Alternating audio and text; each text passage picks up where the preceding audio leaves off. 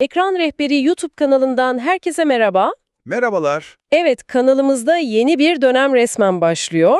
Aslında bugün masaya yatıracağımız konu kanalın ilk videolarından biriydi. Evet hatırlıyorum. Şöyle düşünebilirsiniz, nasıl ki televizyon kanalları dizilerin özetini yayınlıyor, o eski video bu yapacağımız kapsamlı analizin bir özeti gibiydi. Ön gösterim gibi yani. Aynen bir ön gösterimdi. Biz bugün işin derinliklerine ineceğiz ve mercek altına alacağımız dizi 2008'de başlayıp farklı kanallarda maceralar yaşadıktan sonra bile üzerinden yıllar geçmesine rağmen Hala izleniyor. hala tekrar bölümleriyle hepimizi ekran başına kilitleyen Akasya Durağı. Diziye başlar başlamaz aslında inanılmaz bir tezatlıkla karşılaşıyoruz. Bizi iki ayrı dünyaya, yani iki ayrı kutba sokuyor. Kesinlikle. Bir tarafta Melek Baykal'ın canlandırdığı Melahat Hanım var. Kızına, Tuğçe'ye paranın su gibi aktığı, şatafatlı bir doğum günü partisi düzenliyor. O dönemin bütün zenginlik göstergeleri orada. Hediyeler. Aynen öyle. Diğer tarafta ise o ışıltının tam zıttı bir sahne. Evet. Rahmetli Zeki Alasya'nın canlandırdığı, durağın sahibi Nuri Baba'nın oğlu Mert'i askere uğurladığı o mütevazi, hüzünlü anlar. Davul zurna var ama tam bir zıtlık. Gerçekten öyle. Ve bu iki kutup çok trajik bir olayla, bir köprüyle bağlanıyor. Evet, maalesef. Melahat'in kocası Kemal, yani borç batağında boğulmuş durumda. Bu yükü daha fazla taşıyamıyor ve kızının en mutlu gününde İnanılır gibi değil. geride sadece bir mektup bırakarak intihar ediyor. İşte o an Melahat ve Tuğçe'nin o parlak dünyası tamamen yıkılıyor ve dizinin asıl çatışması başlıyor. Küllerinden yeniden doğma mücadelesi. Kesinlikle. O zaman hikayenin kalbinin attığı yere, Akasya durağına ve onun o unutulmaz sakinlerine bir bakalım. Merkezde tabii ki Nuri Baba var. Olmazsa olmaz. Durağın sadece sahibi değil, aynı zamanda vicdanı, akıl hocası, herkesin dara düştüğünde sığındığı o liman. Ama durağın asıl komedi motoru hiç şüphesiz Levent Ülgen'in canlandırdığı Sinan Kaya. Ah Sinan. Sinan, bildiğimiz klasik üç kağıtçı madrabaz arketipinin vücut bulmuş hali. Sürekli kısa yoldan zengin olma hayalleri kuruyor, karısını aldatıyor ama o kadar şen şakrak ve sevimli bir karakter ki Bir şekilde kendini affettiriyor. bir şekilde paçayı sıyırıp kendini affettirmeyi başarıyor, tam bir kaos ajanı. Onun tam zıttıysa Osman, Cezmi Baskın'ın canlandırdığı, namı diğer göbeği yıldız sırtı çimen görmemiş, cihan pehlivanı. Evet. Muhafazakar ama bir o kadar da komik bir figür. Sinan'ın komedisi aktifken Osman'ınki daha çok başına gelenlere verdiği tepkiler üzerinden şekilleniyor, değil mi? Aynen öyle. Daha durum komedisi. Bir de komedinin içindeki dram yükünü sırtlanan Mehmet Hoca var. 3 çocuğu ve onların bitmek bilmeyen dertleriyle uğraşan ailenin direği. Ve tabii ki durağın okumuşu, hukuk fakültesinde okuyup harçlığını çıkaran Murat. Bir de şeyi unutmayalım. Kimi? Karadenizli çaycı Ali Kemal, namı diğer Al Pacino. O durağın yürüyen haber ajansı. Kimin başına ne gelse saniyesinde karısını arayıp tüm mahalleye haberi yayar. Anında. Daha ilk bölümden bu karakterlerin dinamikleri harika bir olayla sergiliyor kendini. Sinan, denizde boğulan bir turist kızı kurtarıyor. Buraya kadar her şey normal bir kahramanlık hikayesi. Evet, bir kahramanlık. Ama işin içine bir de suni teneffüs, yani o meşhur hayat öpücüğü girince ve bu anlar haber bültenlerine düşünce ortalık karışıyor. Hem de ne karışmak. Kayınvalidesi Şanziment haberi gördüğü an fitili ateşliyor. Düşünsene, kızı Gülbin'e dönüp o meşhur tiradını atıyor. Elin kızını 70 milyonun gözü önünde yedi bitirdi. Aynen bu laflarla. Gülbin de bu gazla Sinan'ı evden kovuyor.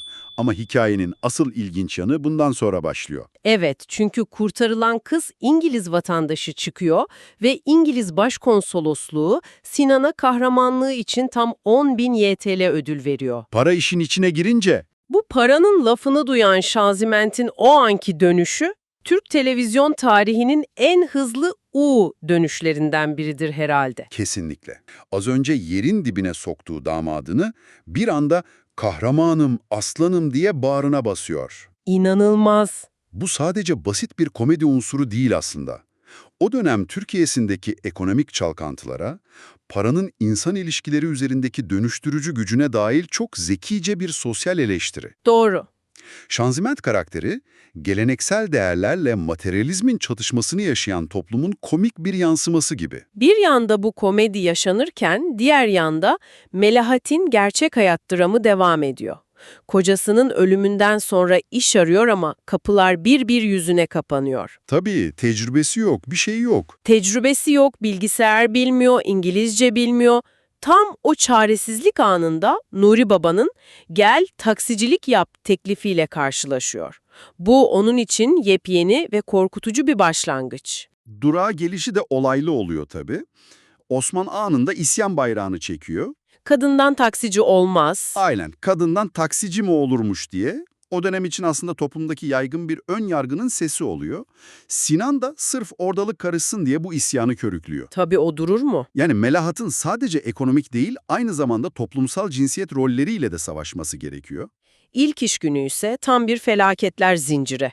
İlk müşterisiyle sohbete dalıp taksimetreyi açmayı unutuyor, "bizi mi dolandırıyorsun" diye yüzüne para fırlatıyor. Çok kötü bir başlangıç. Sonra ikinci müşterisi sarkıntılık ediyor.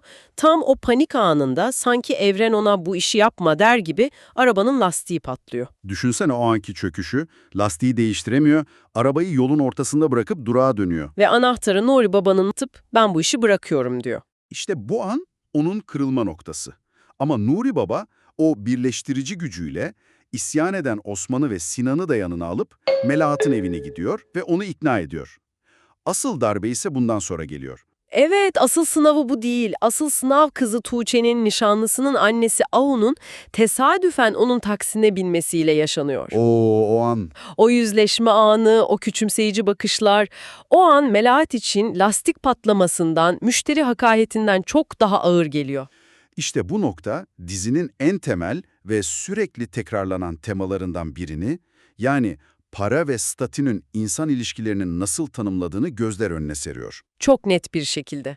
Tuğçe'nin ailesi iflas edince nişanlısının zengin ailesi anında sırt çeviriyor.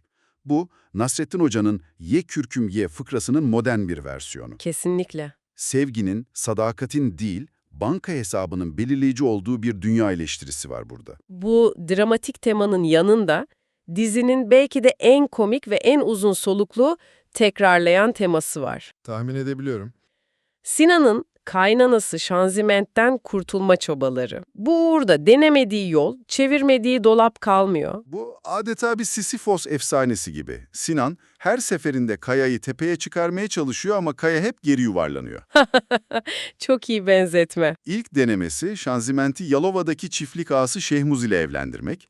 Ama adamın evli olduğu ve Şanziment'i kumu olarak getirmek istediği ortaya çıkınca plan suya düşüyor. Sonra durağın sahibi Mazhar'ı ayarlamaya çalışıyor. O da evlilik sözleşmesi isteyince Şanziment tarafından bir güzel dövülüyor. Bitmiyor. Zengin kadın avcısı Turgut diye birini buluyor ama adamın dolandırıcı olduğunu son anda yine kendisi fark edip engelliyor. Yıllar içinde bu döngü devam ediyor. Bir Arap turisti Şanziment'in fotoğrafına aşık ediyor. Piyangocu Hikmet meselesi var. Hafızasını kaybeden milyarder Hamdi Şen'in Şanziment'i eski aşkı sanması var. Evet. Bu dizinin hiç eskimeyen, her sezon yenilenen bir komedi motoru haline geliyor. Bir de bunun mikro versiyonu var. Sinan'ın bıyıkları. O da ayrı bir savaş alanı. Şanziment bıyıklardan nefret ediyor, Sinan inadına uzatıyor. Şanziment'e intikamını alıyor. İlk sezonlarda badem yağı şişesine tüy dökücü krem koyarak bıyıkları yok ediyor. İlerleyen sezonlardaysa daha doğrudan bir eyleme geçip Sinan uyurken gizlice bıyıklarını kesiyor. Bu küçük detay bile aralarındaki o bitmeyen savaşı çok güzel özetliyor. İkinci sezona geldiğimizde ise durağın kendisi bir krizin içine giriyor. Nuri, biriken borçlar yüzünden durağı kaybetme noktasına geliyor ve çareyi Duran adında zengin bir ortak almakta buluyor. Evet, bu yeni ortak durağın tüm dinamiklerini değiştiriyor. Aynı dönemde Osman'ın evinde de kriz var.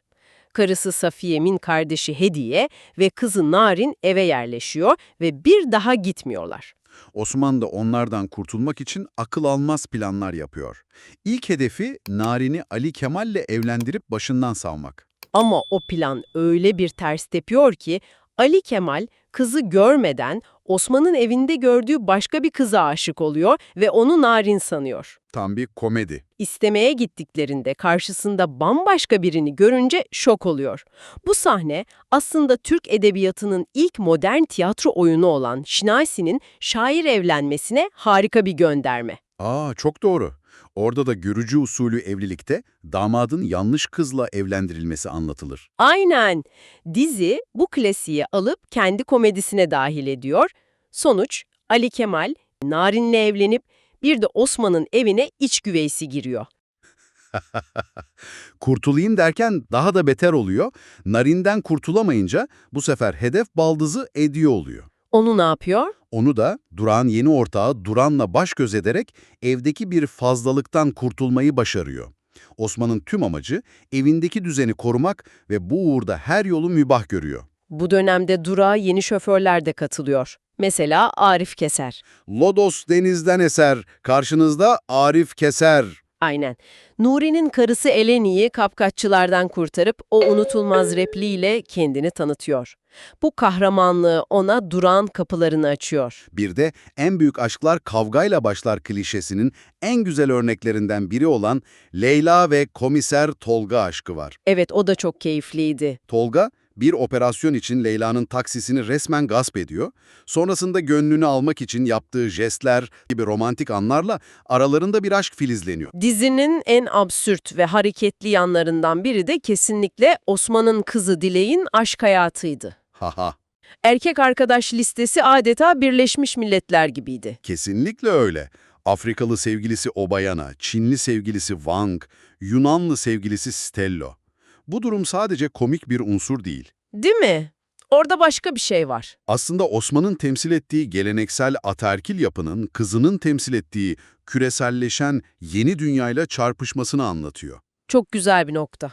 Osman'ın Obayana'dan kurtulmak için büyü yaptırması, sonra işler ters gidince büyüyü bozdurmak için yine Obayana'dan yardım istemesi bu çaresizliğin ve komedinin zirve noktasıydı.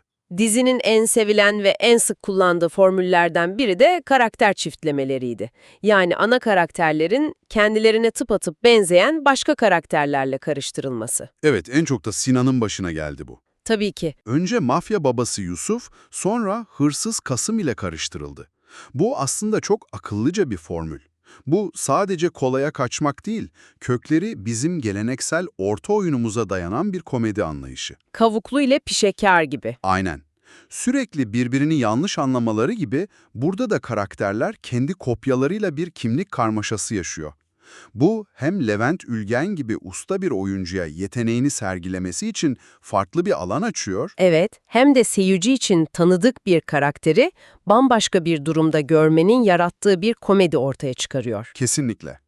Bu furyadan Osman da nasibini alıyor, önce Rus uyuşturucu kaçakçısı Boris sanılıyor, sonra kızı hamile bırakıp kaçan İsmail İncesu ile karıştırılıp zorla nikah masasına oturtulmaya çalışılıyor. Ali Kemal bile bir lokantada ünlü gurme Ali İhsan Bener sanılıp hayatının ziyafetine çekiyor. Arif, Fransız sanatçı Pierre Lambert sanılıyor. Hatta Seyit'in annesi Fato anne bile kocasını terk eden Belgin adında bir kadına benzetilip $10.000 ödül için hedef haline geliyor. Yani kimse kurtulamıyor bu durumdan. Bu dizinin seyircide acaba bu bölümde kim kiminle karışacak beklentisi yaratan denenmiş ve başarılı olmuş bir imzası haline geldi. Ve onca macera, onca krizden sonra gelelim dizinin finaline. Yıllar sonra Nuri, Eleni ile yeniden bir araya geliyor ve onunla Yunanistan'a yerleşmeye karar veriyor. Bu yüzden de canından çok sevdiği Durak'ı satılığa çıkarıyor. Ama o kadar kolay olmuyor tabii. Durak'a gelen yeni patron tam bir kapitalist düzen temsilcisi. Kurallar koyuyor, şoförleri bezdiriyor. Ama Akasya Durağı'nın o aile olmuş ekibi bu yeni düzene isyan ediyor. Ve kendi yöntemleriyle falaşıyorlar. Adamı yıldırmak için türlü türlü tuzaklar kurup sonunda onu kaçırmayı başarıyorlar. Finalde ise Nuri o birleştirici hamlesini yapıyor, Durak'ı satmaktan vazgeçiyor, Ve ne yapıyor? tüm şoförlere Durak'tan hisse veriyor. Bu çok anlamlı bir final. Yıllardır lafta olan o "biz bir aileyiz" söylemini resmiyete döküyor. Onlara sadece bir iş değil, bir yuva bıraktığını tescilliyor. Kesinlikle. Dizi o sıcak, birleştirici ve dayanışma mesajıyla sona eriyor. Akasya Durağı, kendini tekrar eden formülleri, zaman zaman mantık sınırlarını zorlayan senaryosuyla bile üzerinden onca yıl geçmesine rağmen hala bu kadar sevilmesinin sırrı da bu samimiyetinde yatıyor sanırım. Bence de. O eski mahalle sıcaklığını, dayanışma ruhunu bize hatırlatıyor. Bu durağı geçtik ve bitirdik. Sıradaki durağa doğru yol alacağız. Sizler de gerek YouTube, gerekse Instagram, Facebook ve Twitter'dan yorum atarak yolculuğumuzdaki sıradaki durağı siz belirleyebilirsiniz. Yorumlarınızı bekliyoruz. 4 sosyal medyadan da takiplerinizi bekliyoruz. Bu yolculukta sizleri aramızda görmek istiyoruz. Kesinlikle. Başka bir içerikte görüşebilmek ümidiyle kendinize iyi bakın. Ekran Rehberi YouTube kanalından ayrılmayın. Esen kalın, hoşça kalın, iyi günler. Hoşça kalın.